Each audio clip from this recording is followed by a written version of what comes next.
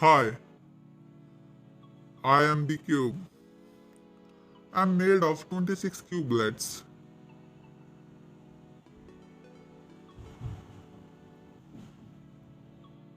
I'm built around a single core. I have 6 center cubelets.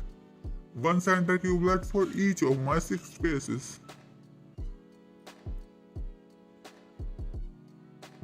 Centers rotate, but they will always be centers.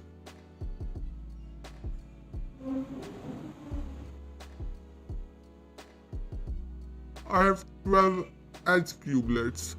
Each edge has 2 colors like this one, and each edge can rotate on 2 axes.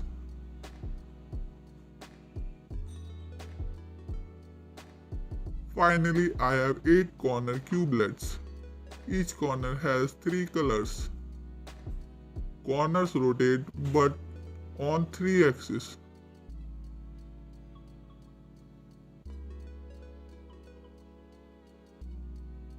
I can scramble into 43 quintillion positions.